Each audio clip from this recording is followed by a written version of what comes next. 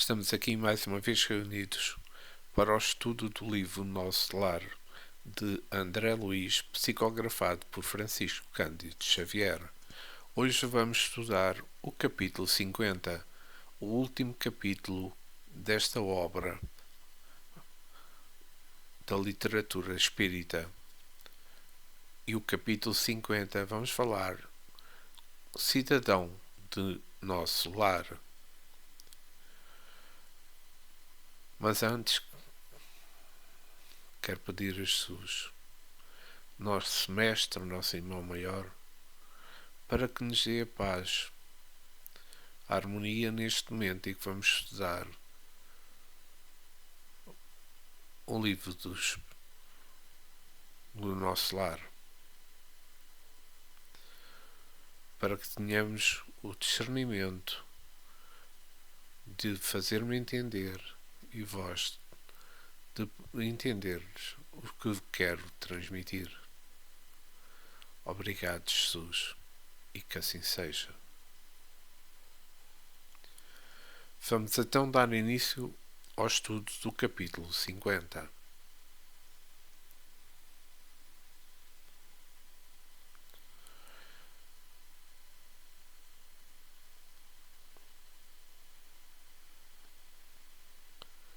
Na segunda noite sentia-me cansadíssimo.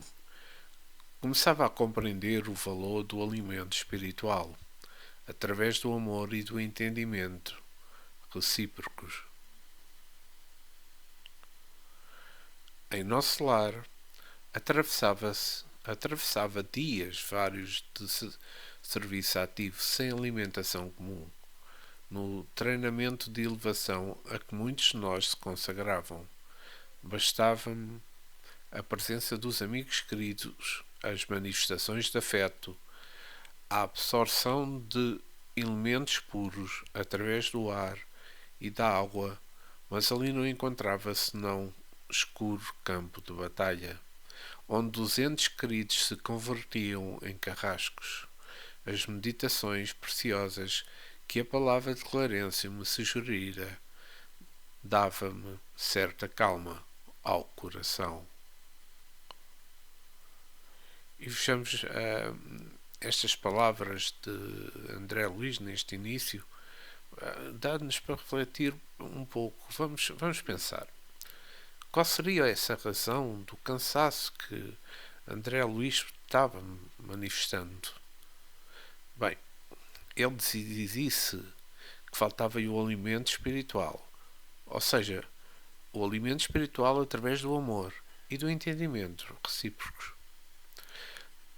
Como já tínhamos falado anteriormente que o corpo espiritual precisa ser alimentado por fontes de energia em decorrência do desgaste natural provocado pelas suas atividades, e vimos também que essa nutrição, à medida que o espírito se desprende do condicionamento às sensações terrestres, mais adaptada aos sistemas de sustentação da esfera superior, estará absorvendo os recursos fluídicos no reservatório da natureza, e nessa troca de energia entre os seres que se sustentam reciprocamente através do amor, portanto, numa atmosfera fluídica mais pesada, desarmonizado em suas emoções, abaladas pelo inesperado quadro da desconsideração, até ele repulsa da família, sem a sintonia dos sentimentos que o alimentam. Não é de se estar a estranhar a fadiga de André Luiz pelas dificuldades na repetição das energias consumidas. Ele no capítulo 18, ele menciona, como nós já estudamos, a alma em si apenas se nutre de amor. Amai-vos uns aos outros, disse Jesus. Não preceituou esses princípios objetivando tão somente os casos de caridade. Aconselha-nos igualmente a nos alimentarmos uns aos outros no campo da fraternidade e da simpatia. Isto vamos já ver. Igualmente, o o homem necessita da nutrição espiritual por via psíquica que revigore suas energias, além da nutrição do organismo físico através da alimentação e da própria respiração, mas mediante a sua elevação moral, quando ainda na matéria espiritualiza-se e busca melhorar-se, conquistar o patamar de frequência vibratória da mente onde espíritos superiores conseguem sintetizá-lo e através da qual absorvem os elementos mais sutis e elevados da atmosfera fluídica. A fraternidade entre os homens vitaliza-o através da permuta do fluido vital. E o aprimoramento fortalece, encoraja e inspira através dos fluidos espirituais. Que interessante isto. E vamos só aqui recordar o que Paulo disse aos Hebreus. Bom é que o coração se fortifique e com graça, ou seja, por virtude, alimento espiritual, e não por manjares, comidas, alimentos, prazeres e terrenos, que de nada aproveitaram aos que a eles se entregaram. Esta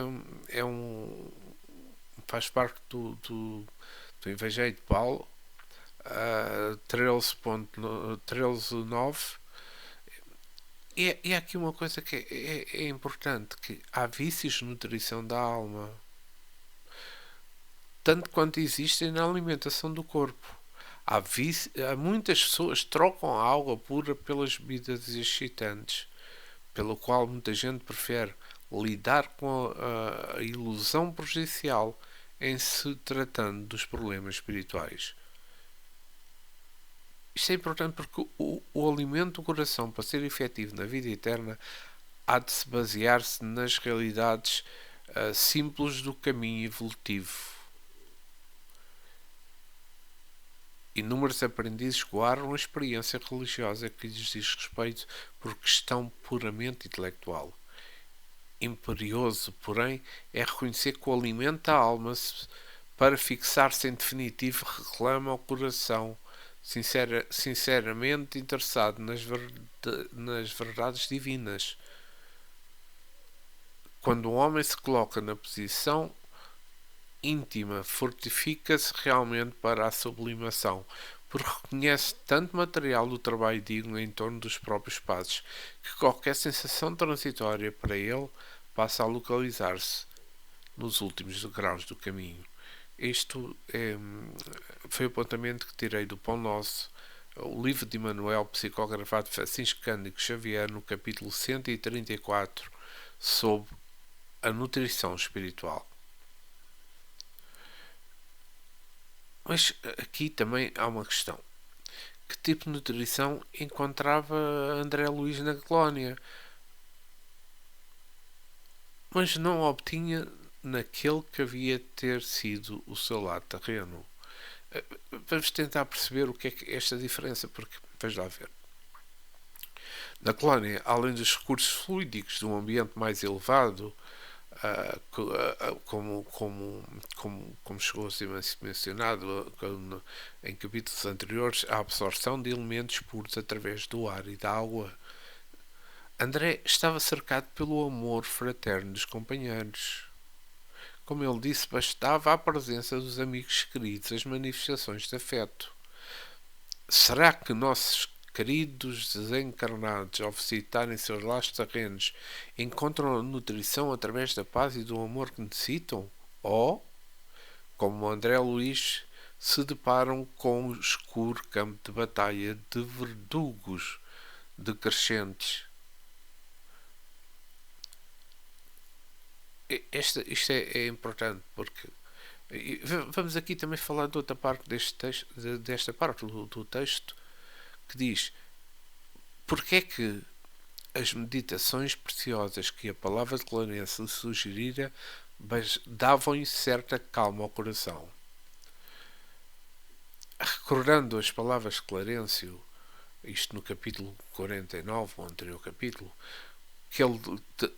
as palavras de Clarencio que foram as seguintes: aquela recomendação de Jesus para que amemos a Deus sobre todas as coisas e ao próximo como a nós mesmos opera sempre, quando seguida verdadeiros milagres de felicidade e compreensão em nossos caminhos. Desta máxima decorre todos os ensinos: perdoar sempre, amar os inimigos, fazer ao próximo o que seja para si. Sejamos pequenos e humildes. A porta estreita do sacrifício nos momentos de dor e desarmonia é o amor, preceituado por Jesus, o único caminho iluminado, em que podemos direcionar os nossos passos, a luz do mundo, e Ele, o alimento espiritual de toda a humanidade, o pão da vida. É Ele a verdade que nos leva a Deus, ao encontro de Deus em nós, onde a grandeza e a paz divina, a paz e a grandeza divina de entendimento fazem morada, nos sustentam e revigoram, onde o silencioso pensamento do Criador, com as suas leis naturais de amor, justiça, misericórdia, vibra e ecoa em todo o nosso ser.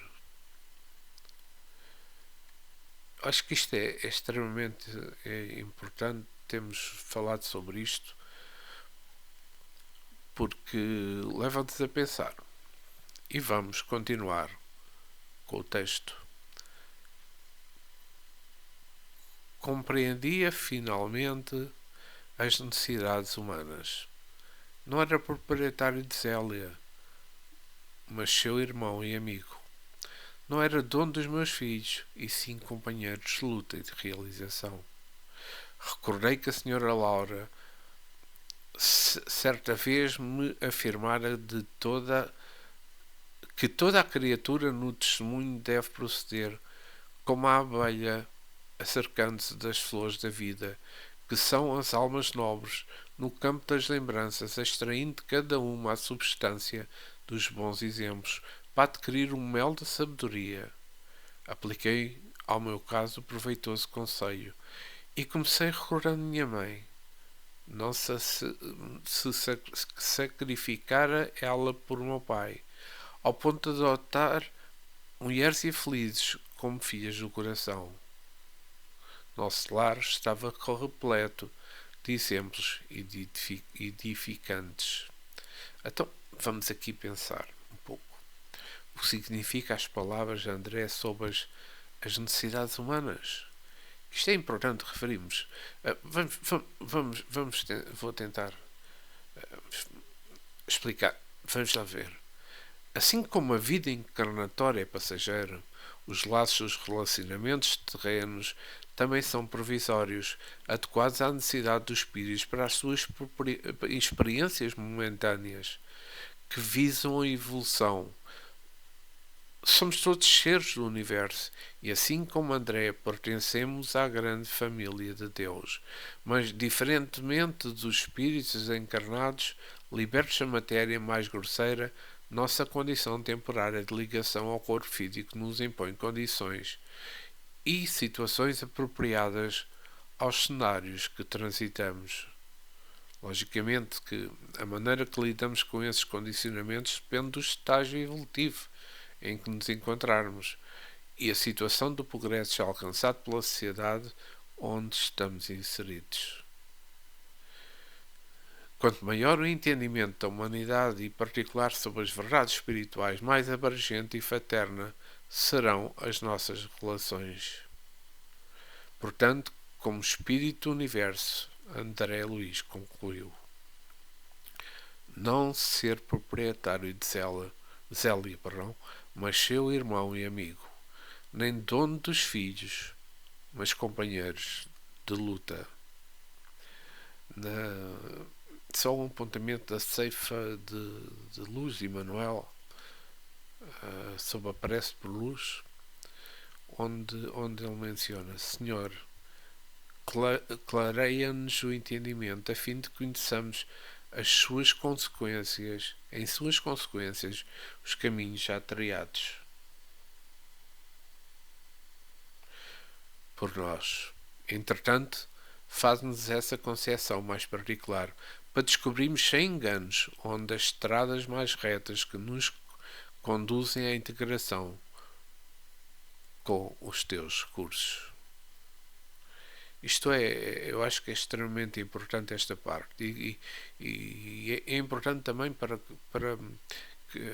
este pequeno apontamento da ceifa de luz de Emmanuel sobre, na parte da prece por luz é interessante lerem, porque irão compreender muito melhor esta parte que eu mencionei.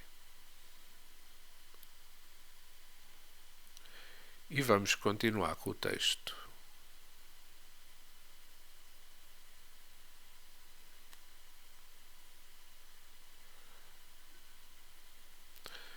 Peço imensa desculpa, tive aqui um pequeno... Fiz uma passagem rápida do texto que ainda não acabei de comentar. Vejamos ainda nesta parte. Para André Luiz, naquele momento, o que representam as palavras Senhora Laura sobre abelha, flores e mel. Perceberam esta parte, ou seja, entenderam no texto? É assim, eu acho que quando queremos adquirir um conhecimento que ainda não dominamos, que devemos buscar essa compreensão. Onde é que poderemos buscar essa compreensão? Nas experiências falíveis dos outros seres, ou nos exemplos daqueles que demonstram a sabedoria que desejamos. É nesse sentido que, como abelhas, necessitamos identificar e extrair as flores da vida, isto é, das almas nobres, que deixaram as suas marcas evolutivas em nossas lembranças, o mel da sabedoria que irá nutrir e nos guiar. Achei interessante esta parte, daí eu ter mencionado. E vamos passar então à outra parte, continuando o texto, perdão. A ministra veneranda trabalhava séculos sucessivos pelo grupo espiritual que lhe estava mais particularmente ligado ao coração. Narcisa sacrificava-se nas câmaras para obter endosso espiritual de regresso ao mundo em tarefa de auxílio. A senhora Hilda vencera o dragão do ciúme inferior. E a expressão de fraternidade dos demais amigos da colónia. Clarencio me acolhera com devotamento de pai. A mãe de Elísias me recebera como filho. Tobias como irmão. Cada companheiro de minhas novas lutas me oferecia algo de útil à construção mental diferente, que se erguia rapidamente em meu espírito. Aqui há uma parte interessante. Este exemplo, ofereciam algo de útil à construção mental diferente. Ou seja,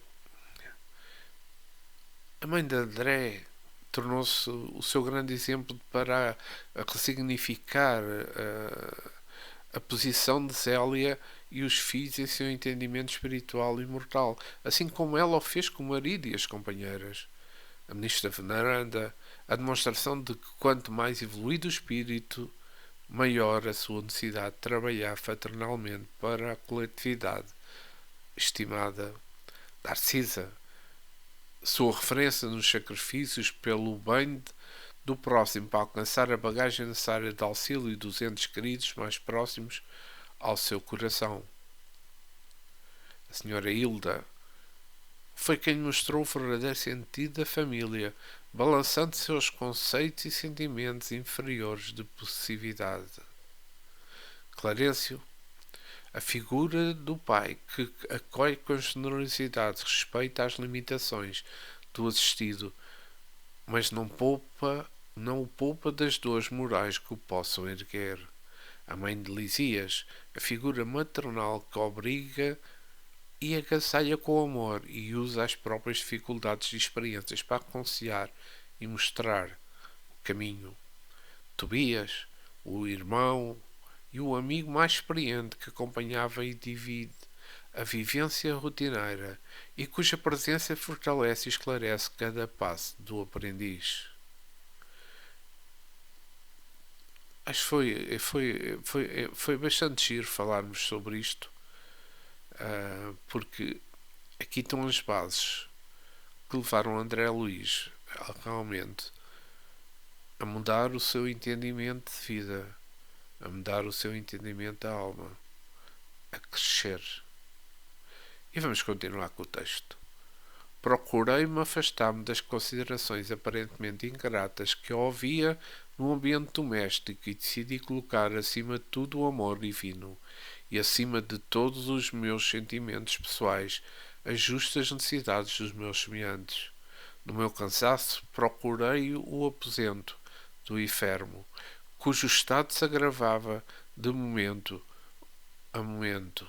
Célia amparava-lhe a cabeça e dizia, banhada em lágrimas: Ernesto, Ernesto, tem pena de mim, querido, não me deixes só. Que será de mim se me faltares? O doente acariciava-lhe as mãos e respondia com imenso afeto, apesar da forte dificuldade em respirar. Ora bem, quais serão estas aqui nesta parte do texto? Que importantes decisões e atitudes André teve para superar a sua profunda desarmonia. Onde ele diz: procurei abstrair-me das considerações aparentemente ingratas. Ou seja, ele, compreendendo o momento de cada um na estrada evolutiva, respeitando o livre-arbítrio que lhes pertence, suas posições, reações diante das circunstâncias que lhes apresentam, com a conduta divina que lhes é própria, lembrando que o sentimento de ingratidão é um estado de inferioridade do espírito que age esperando algum tipo de reconhecimento. Mas aqui, onde ele diz: deliberei colocar acima de tudo o amor divino, isto quer dizer que entregou-se ao sentimento maior que habita em nós, que necessitamos alcançar através das experiências para nos entregar a Deus e aos seres onde Ele também habita. É onde Ele depois menciona: e acima de todos os meus sentimentos pessoais, as justas necessidades dos meus semelhantes. Ou seja, agindo com caridade na doação, nós mesmos, pelo bem do semelhante, superando os limites do egoísmo e tornando-se um verdadeiro cristão.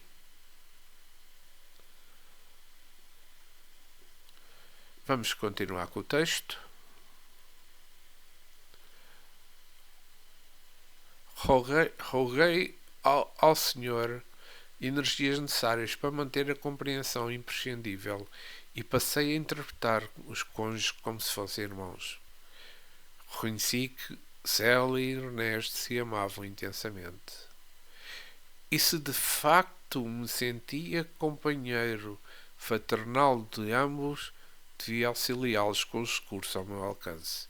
Iniciei o trabalho procurando esclarecer os espíritos infelizes que se mantinham em estreita ligação com o enfermo. Minhas dificuldades para mim eram enormes. Sentia-me abatidíssimo. Ou seja, porque é que André Luiz procurou esclarecer os espíritos infelizes?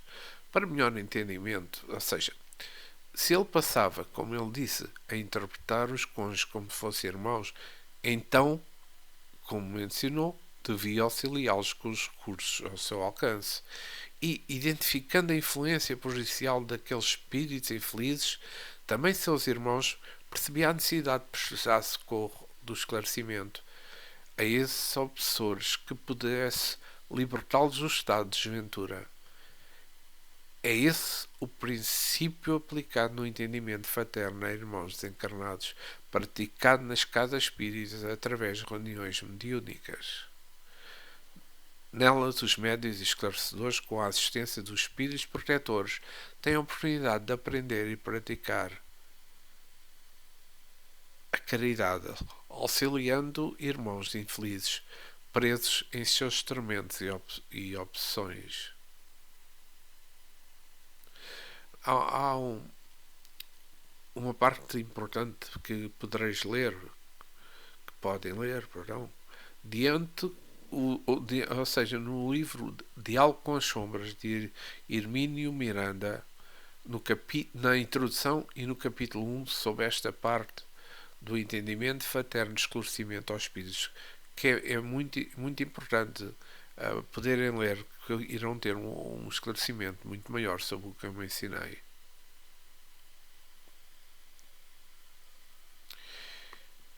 E voltemos ao texto. Nessa emergência lembrei certa lição de Tobias, quando me dissera: aqui nosso lar, nem todos necessitam do aerobus para se locomoverem, porque os habitantes mais elevados da colónia dispõem de poderes de volitação e nem todos precisam dos aparelhos de comunicação para conversar à distância, por se manterem entre si num plano de perfeita sintonia de pensamentos. Os que se encontram afinados deste modo podem dispor à vontade do processo de conversação mental, apesar da distância. Então, em que consiste este poder de volitação dos espíritos? Vejamos que, apesar da ausência do corpo pesado físico, o corpo carne que nós temos, os espíritos, ainda condicionados aos hábitos terrenos, caminham como nós, mesmo que os seus corpos espirituais sejam constituídos de matéria mais etérea. Como já falámos anteriormente e já estudamos, que na época retratada por André Luiz em sua obra, o meio de transporte coletivo utilizado na colónia Nosso Lar era o bus, uma espécie de autocarro muito rápido que se movia suspenso no solo. Porém, já também falámos que o espírito possui a capacidade de deslocar-se instantaneamente na velocidade do pensamento e pairar sobre as superfícies, voando como um pássaro, a volitação. E quando mais evoluído o espírito, maior a capacidade de volitar. Nossos mundos superiores, ou seja, nos mundos superiores, a leveza dos seus corpos materiais lhe permite essa faculdade. Isso é um apontamento do Evangelho segundo o Espiritismo, de Allan Kardec, no capítulo 3.9. Nos mundos que chegaram a um grau superior, as condições da vida moral e material são muitíssimo diversas das da vida da Terra. Como por toda a parte a forma corporal, aí é sempre a humana, mas embelezada, aperfeiçoada e sobretudo purificada. O corpo nada tem de materialidade terrestre e por isso não está sujeito às necessidades, nem às doenças ou alterações que a predominância da matéria provoca. Por serem mais apurados os sentidos, mais aptos e sensações, a que neste mundo a grosseridade da matéria impede, a leveza específica do corpo permite locomoção rápida e fácil. Em vez de se arrastar penosamente pelo sol, desliza, a bem dizer, pela superfície ou plana da atmosfera, sem qualquer outro esforço, além do da vontade, conforme representam os anjos. Então, continuando aqui, analisando esta parte do texto, em que consiste a conversa mental dos espíritos. Como também já estamos anteriormente, os espíritos se compreendem e conversam por pensamento. As ideias e sensações são transmitidas através do fluido cósmico universal, que estabelece constantemente comunicação entre os seres. Mas a linguagem articulada, falada e escrita, apropriada às necessidades da matéria do diálogo terreno, é o recurso utilizado por espíritos encarnados, ainda pegados à crosta terrestre. Na mediunidade, o espírito se expressa ao médio através do pensamento. Na prece, o pensamento do espírito, encarnado ou desencarnado, fala diretamente ao pensamento de Deus e alcança a sua providência. E vamos continuar com o texto, que está a ser extremamente interessante, este último capítulo. Lembrei quanto me seria útil a colaboração de Narciso e experimentei. Concentrei-me em fervorosa oração ao Pai e nas vibrações da prece. Dirigi-me a Narciso encarecendo socorro. Contava-lhe em pensamento minha experiência dolorosa, comunicava-lhe meus propósitos de auxílio e insistia para que não me desamparasse. Aconteceu então o que não podia esperar. Passado 20 minutos, mais ou menos, quando ainda não havia retirado da mente rogativa, alguém me tocou de leve no ombro. Era Narcisa que atendia o meu sorriso. Ouvi seu apelo, meu amigo, e vi ao seu encontro. Ora que interessante esta parte que nós falámos já. Que mecanismo da pressa torna tão eficiente? Ou seja, o fluido cósmico universal é o grande mar elementar do universo que abrange toda a criação de Deus. Nele trazido o pensamento de Deus das criaturas.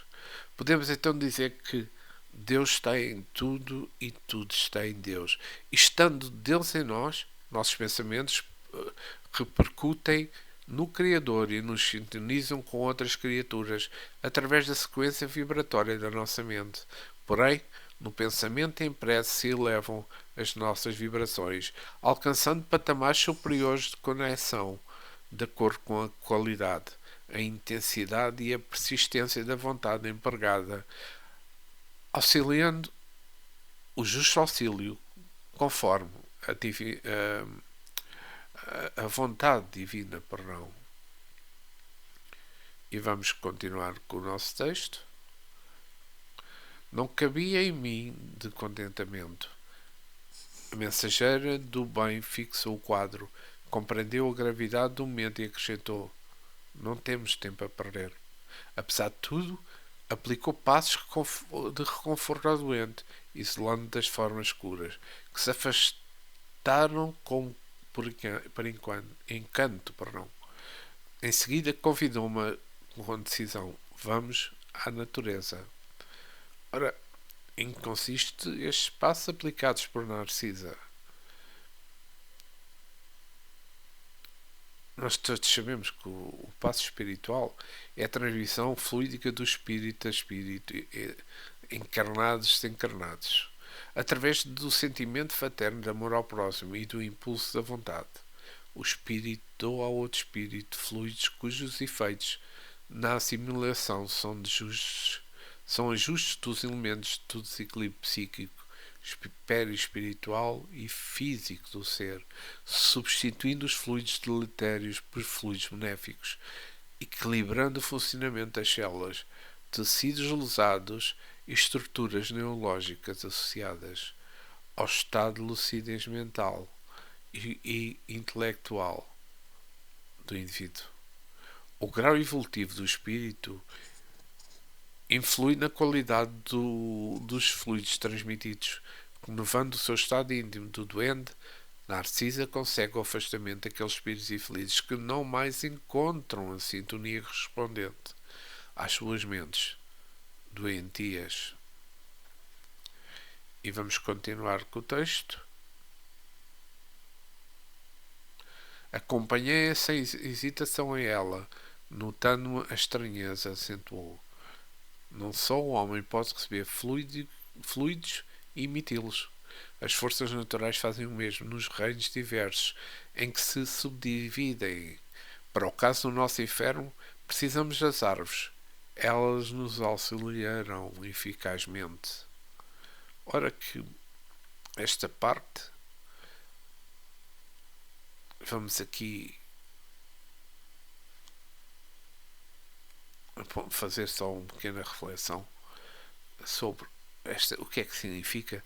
Não só o homem pode receber fluidos e emiti-los, as forças naturais fazem o mesmo. Então, vamos ver. Além de todos os benefícios do passo espiritual, pode haver a necessidade de restabelecer as energias vitais do corpo físico enfraquecido. Neste caso, os recursos espirituais empregados devem estar aliados ao fluido característico dos seres orgânicos. A transmissão vital pode ser direta entre os seres em sintonia, que não tem, quem tem mais doa para quem tem menos, ou por intermédio da assistência de técnicos de espiritualidade que dominam a ciência da manipulação dos espíritos, manipulação dos fluidos.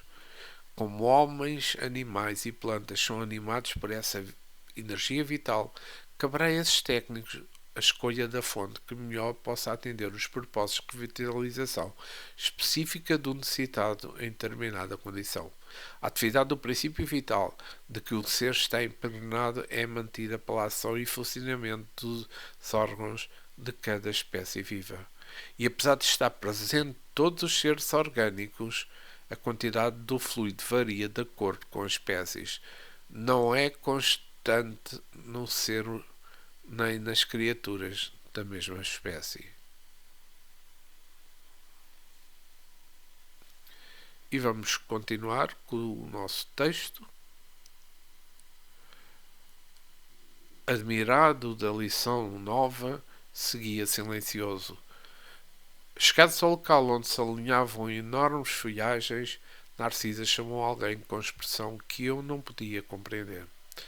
De ao menos 8 entidades espirituais atendiam-lhe um apelo. Imensamente surpreendido, vi indagar da existência de mangueiras e eucaliptos.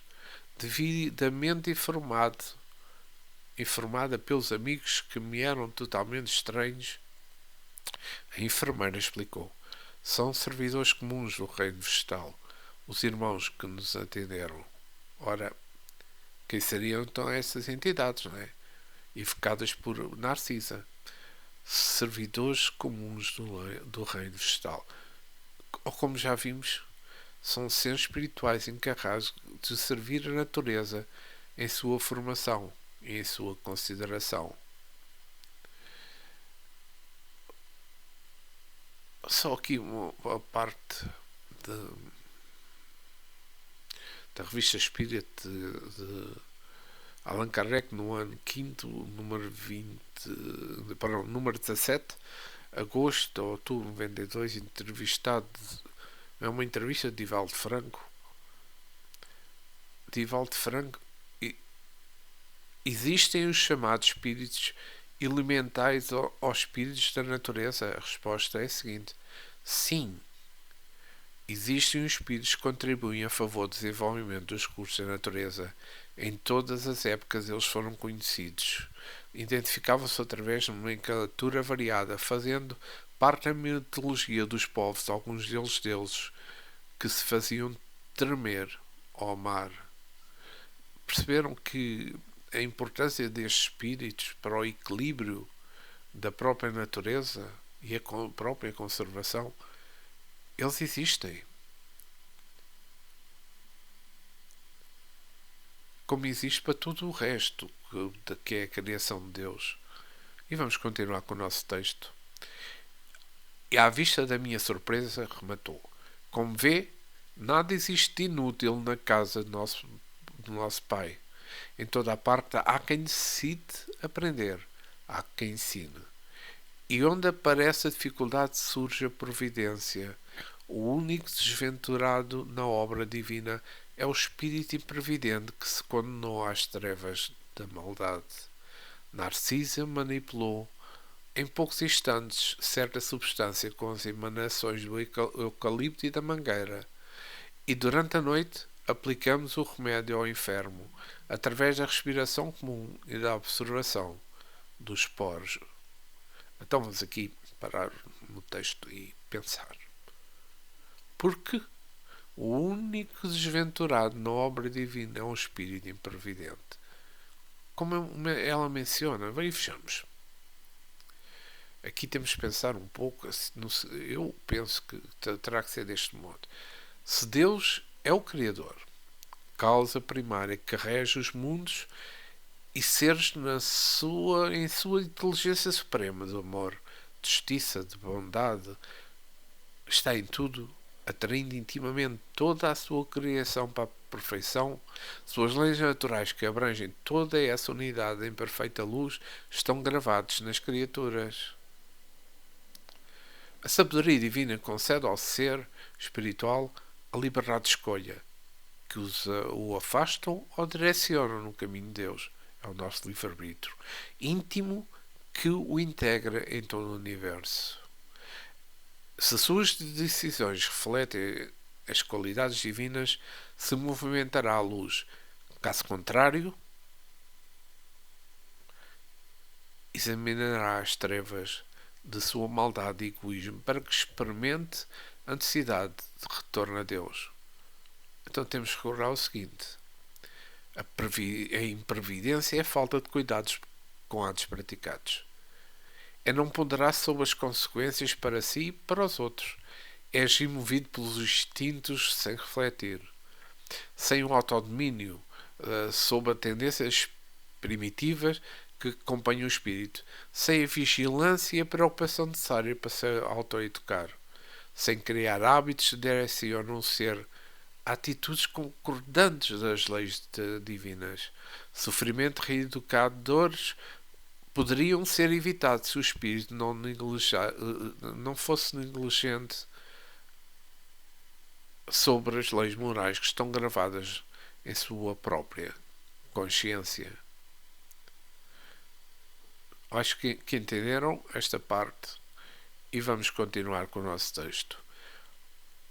O inferno experimentou melhoras sensíveis. Pela manhã cedo, o médico observou, extremamente surpreendido. Verificou-se esta noite extraordinária reação. Verdadeiro milagre da natureza. Célia estava radiante. Encheu-se a casa de alegria nova.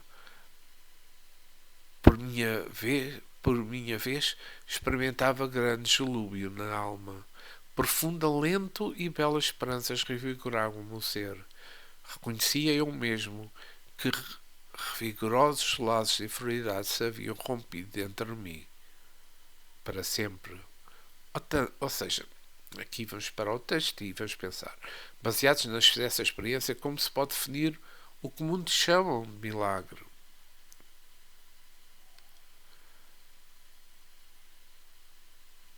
Para aqueles que só acompanham estes acontecimentos na esfera física através dos sentidos físicos, com base nos limitados conhecimentos decorrentes sobre os fenómenos naturais, também diria verdadeiro milagre da natureza.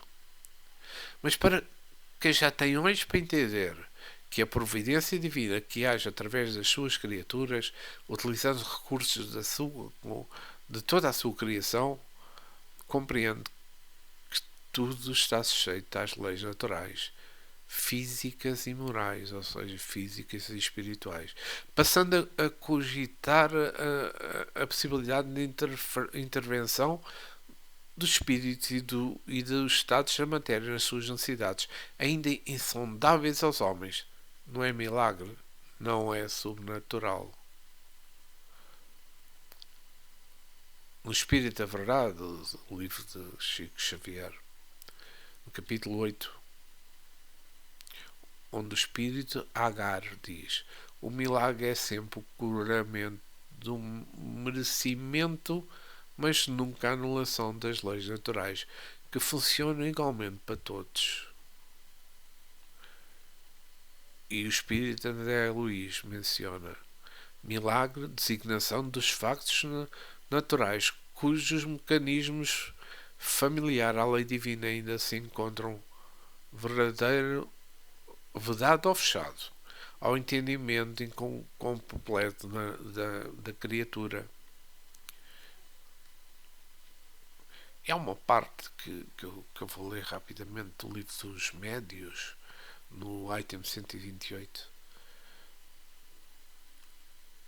sobre os elementos materiais espalhados por todos os espaços Por todos os pontos do espaço, na sua atmosfera, os espíritos têm um poder que estão longe de suspeitar. Eles podem concentrar-se em elementos pela vontade e de dar forma aparente que corresponde à dos objetos materiais. No ponto 10, então o espírito pode dar a um objeto não só a forma, mas também propriedades espirituais e especiais? Questiona aqui Allan Kardec. E a resposta é: se quiser, pode, baseado num princípio de que foi que respondi afirmativamente às perguntas anteriores. Terão provas da poderosa ação que os espíritos exercem sobre a matéria, a ação que estão longe de suspeitar, como mencionei há pouco. Poderá, na pergunta 12, poderá fazer uma substância saudável e própria para curar uma enfermidade, já que se apresenta alguns casos destes? Já. Resposta: muitas vezes. Como vemos, tudo é possível. Depende do nosso grau evolutivo. Dessa forma, poderemos alcançar aquilo que para nós, quando estamos no corpo físico, não para, eu não digo para nós, mas para muitos de nós, é impossível alcançar. É algo que não é possível na mente humana, ainda ligado ao corpo, à parte material. E vamos continuar com o texto. Nesse dia voltei a nosso lar em companhia de Narcisa e pela primeira vez experimentei a capacidade de volitação. Nesse momento ganhamos grandes distâncias. A bandeira de alegria desfraldara-me em meu íntimo, comunicando à enfermidade generosa a minha impressão de leveza. Ouvia esclarecer. Em nosso lar, grande parte dos companheiros poderia dispensar o Airbus e transportar-se à vontade nas áreas do nosso mini vibratório. Mas, visto a maioria não ter adquirido essa faculdade, todos se renunciam de exercê-la em nossas vias públicas. Essa abstenção, todavia, não impede que utilizemos o processo longe da cidade, quando é preciso ganhar distância e ganhar tempo. Ora bem, então o que é que representa essa nova aquisição da André Luís? Pela primeira vez experimentei a capacidade de volitação. A condição e a velocidade de volitar varia de acordo com o grau evolutivo de cada espírito, como a própria Narcisa menciona. Mesmo aqueles que dominam intelectualmente essa capacidade necessitam de ter atributos morais para voos mais altos. André alcançou esse atributo evolutivo quando, superando suas dificuldades em lidar com as suas emoções relativas à família terrena, elevou a frequência vibratória da mente a padrões de sofrimentos maiores. E então, porque em nosso lar os espíritos que conseguem volitar não utilizam esse meio de locomoção? Pois isto é importante referir, porque a maioria dos espíritos que convivem nesta colónia ainda não alcançaram as condições necessárias para a volitação natural. Então os mais evolutivos abrem mão dessa facilidade a favor do bem coletivo. A importância, vejam bem, do que é o bem coletivo na sociedade, e neste caso, na sociedade do nosso lar. Então os mais não se sujeitam os missionários à encarnação no mundo inferior à sua condição para auxiliar os irmãos menores no caminho evolutivo? Não se fazem pequenos em sua grandeza? Ora, aqui está, não é? Ora, aqui está a importância de equilíbrio da sociedade para que não digamos que não diminui, que não exerça maior força sobre o que não conseguem os outros irmãos na colónia do nosso lar. Vamos voltar ao texto. Nova compreensão e novas alegrias me enriqueciam o espírito, instruído por Narcisa Ia da casa terrestre à cidade espiritual e vice-versa, sem dificuldade relevante, intensificando o tratamento do NES, cujas melhoras se afirmam francas e rápidas. Clarice visitava-me diariamente, mostrando-se satisfeito com o meu trabalho. Ao fim de semana, chegar ao término da minha primeira licença nos serviços de Câmara de Retificação. A alegria voltar aos cônjuges que passei a estimar como irmãos. Ora bem, como os servidores responsáveis por tarefas na colónia espiritual realizam o trabalho de auxílio aos entes queridos, podem estar em dois lugares ao mesmo tempo. Vamos tentar perceber esta parte. É que as organizações espirituais são estruturas para acompanhar e prestar auxílio aos encarnados, desencarnados e toda a criação em sincronia. Comumente, as tarefas são realizadas em regime de cooperação, onde há inclusive a necessidade meritória de socorro aos entes mais amados de outros companheiros de labuta. Quando há necessidade pontual de uma atuação direta do espírito à família, é por finalidade educativa e ele próprio que isso ocorre, e ele sempre estará assistido por seus amigos. Também, conforme o grau evolutivo, é passível aos espíritos a capacidade de ubiquidade, isto é, irradiarem a sua consciência através de distâncias mais ou menos longas e atuando simultaneamente em diversas situações. A ubiquidade absoluta é um atributo de Deus. Ele está em toda a parte. Mas considerando a relatividade dessa capacidade, o espírito alcançando os estágios superiores de evolução, pode irradiar como o sol e mostra a muitas pessoas em muitos lugares. Mostra-se por ele. Esta é uma realidade pura. Vamos voltar ao texto. Era preciso, pois, regressar aos deveres justos. À luz dormente e caraciosa do crepúsculo, tomei o caminho de nosso lar, totalmente modificado. Naquelas rápidos 7 dias, aprender preciosas lições práticas do culto vivo, da compreensão e da fraternidade legítimas. A tarde sublime enchia-me de gloriosos pensamentos. Como é grande a providência divina, dizia como a monologar intimamente. Com sabedoria dispõe o Senhor todos os trabalhos e situações da vida. Com que amor atenda toda a criação. E aqui nesta parte vamos qual é que será a relação entre deveres justos dos espíritos e a providência divina. Aqui, para percebermos só aqui uma coisa, na parte do texto que diz: com que sabedoria dispõe o Senhor todos os trabalhos e situações de vida, com que amor atenda toda a criação. Nós já percebemos que Deus a tudo provê de recursos. Cabe à criatura realizar segundo a vontade divina e se expressar através das suas leis. Na Gênesis, de Allan Kardec, no capítulo 2, a providência é o cuidado de Deus para com as suas criaturas.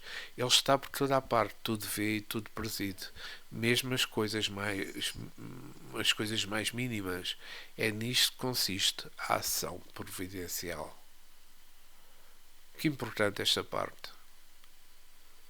Que extremamente importante percebemos isto.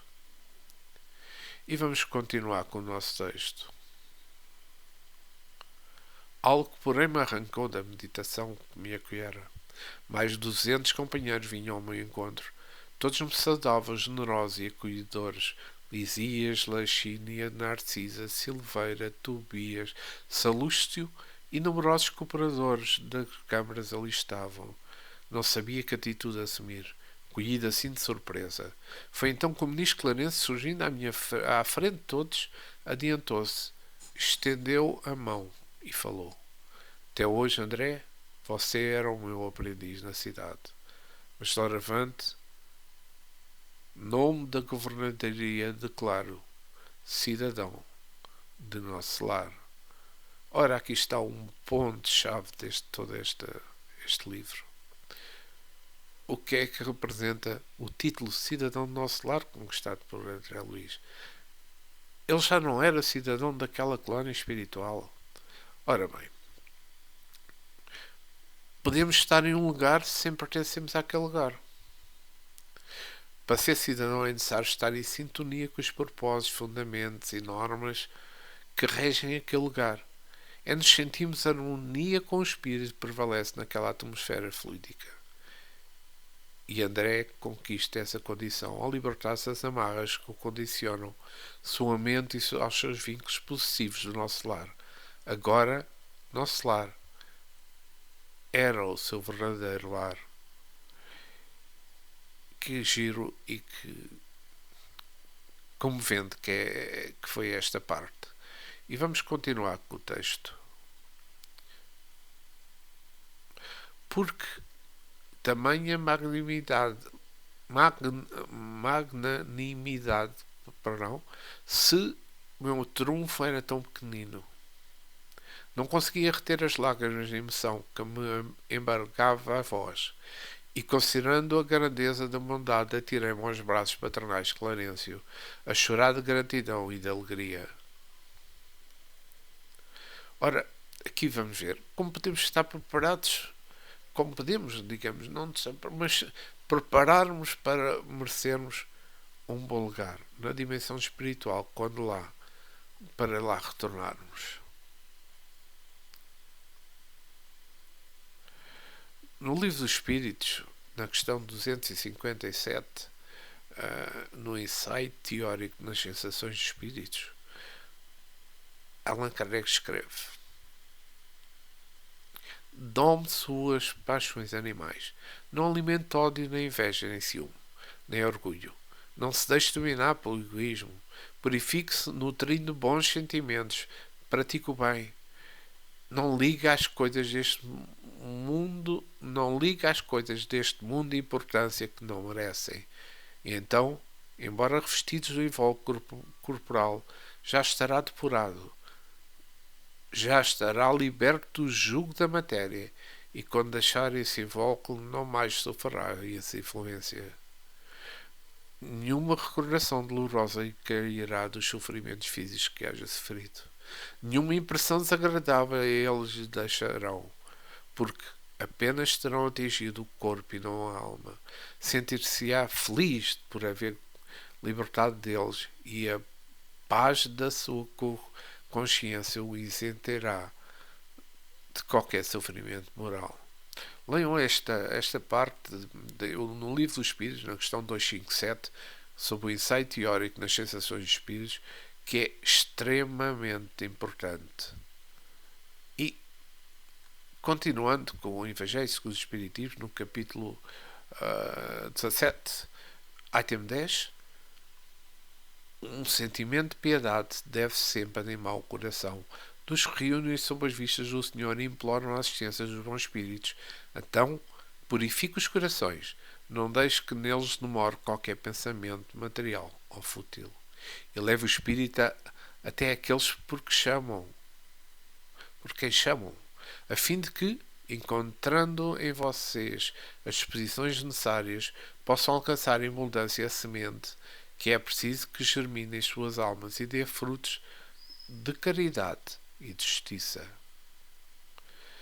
Leiam esta parte também, este capítulo 17, no item 10 do Evangelho segundo o Espiritismo, que é extremamente importante.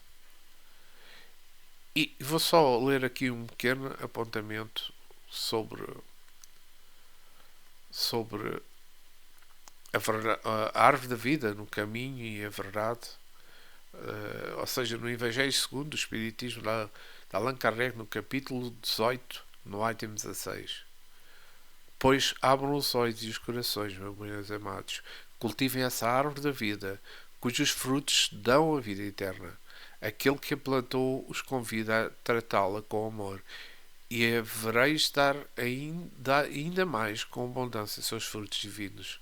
Conservem tal como Cristo a entregou a vocês. não mutilem. Ela quer estender sua sombra imensa sobre o universo. Não cortem os seus galhos. Seus frutos são benditos, caem abundantemente para alimentar o viajante faminto que deseja chegar ao termo da jornada.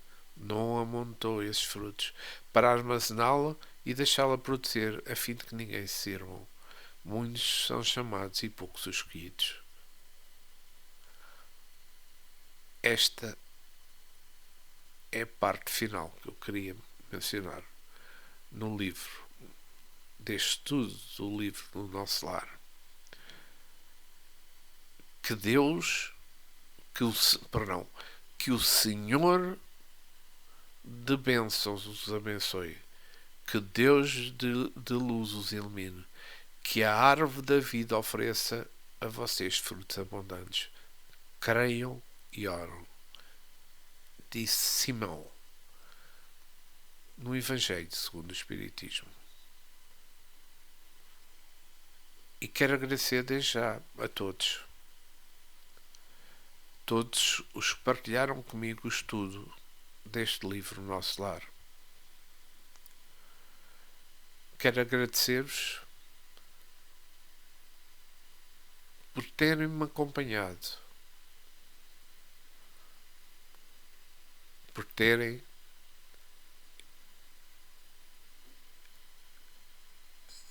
como que poderei dizer, por terem assimilado estas ideias que aparecem no livro dos Espíritos, o livro Nosso Lar. André Luiz menciona neste livro, para mim, não a sua história, mas sobretudo os ensinamentos necessários para nós, espíritos ainda encarnados,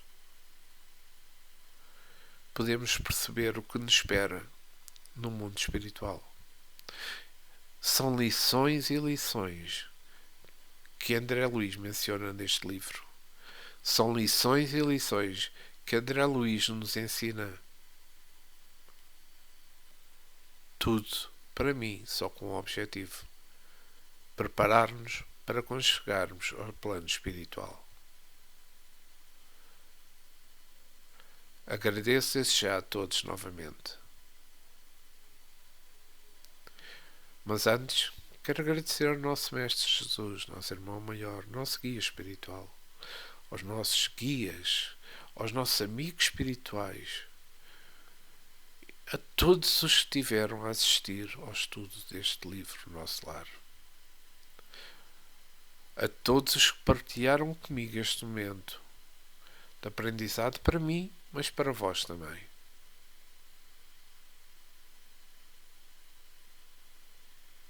Agradeço desde já por tudo. Agradeço ao nosso Mestre, sobretudo. Agradeço a Deus, sobre tudo na vida. Obrigado. E que assim seja. Terminando este estudo, vou iniciar o estudo do livro Os Mensageiros, de André Luiz, psicografado por Francisco Cândido Xavier. Obrigado. Estejam comigo se quiserem estudar conjuntamente o livro Os Mensageiros. E também estou a fazer o estudo do Livro dos Espíritos, um livro extremamente importante para o conhecimento da nossa vida. Se gostam, estejam comigo. Iremos partilhar ideias, pensamentos. Obrigado a todos. O meu muito sincero obrigado. E que assim seja.